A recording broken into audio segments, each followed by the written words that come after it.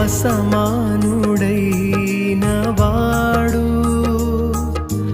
అవమానపరచడు నిన్ను. ఓటమిరుగని మన దేవుడు ఓడిపోనివ్వడు నిన్ను.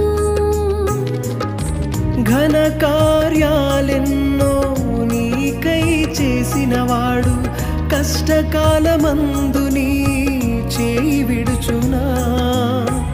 అసాధ్యములెన్నో దాటించిన నాదుడు శ్రమలో నిన్ను దాటిపోవునా.